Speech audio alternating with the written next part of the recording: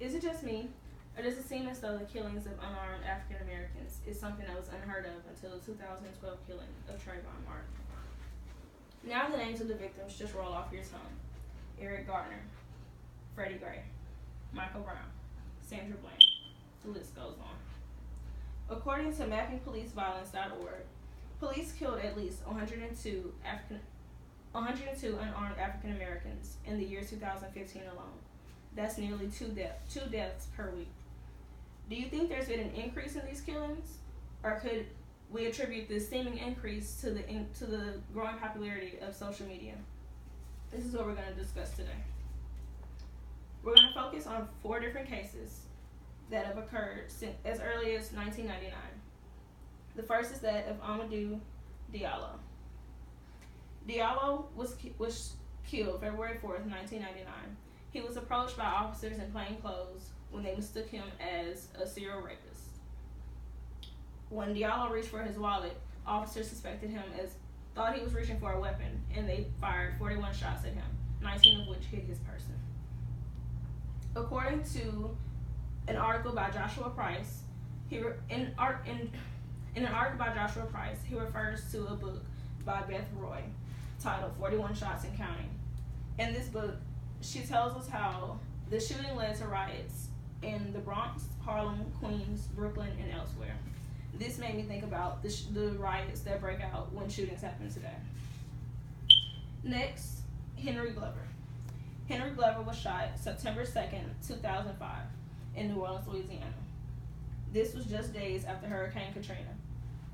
He was shot while in a strip mall, and he died while he was in handcuffs. Officer Greg McCrae set fire to Glover's body inside of his friend's car. Next, Victor Sheen. Victor Sheen was killed October 3rd, 2009. He was chased by police while he was riding his bicycle.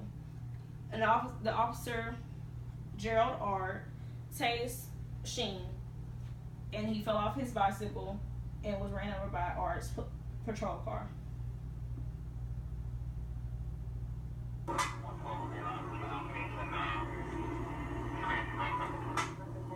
Blue pants, black jacket.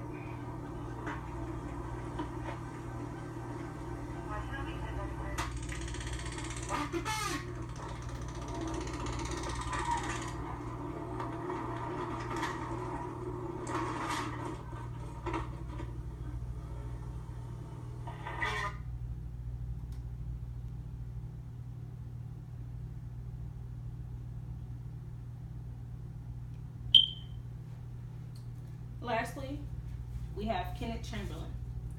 Kenneth Chamberlain was killed by police on November 19, 2011. He was in his home when he accidentally activated his life aid necklace, triggering first responders to arrive at his home. He told police from beyond his door that he did not need their help. However, the police kicked down the door and barged into Chamberlain's home. Police reports alleged that Chamberlain was waving a knife at police when they shot him. However, according to the New York Daily News, investigators have reason to believe that Chamberlain was actually lying face down in fear when he was shot by the officers. So, after researching and learning that all these deaths had occurred that no one had really known about, I'm led to wonder whether the growing popularity of social media could be attributed to why the recent deaths of African Americans have been so well known.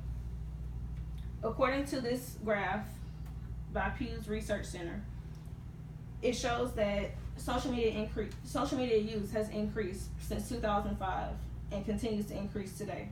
And although the graph shows that older adults, this ranges from 18 to 29, younger adults use social media more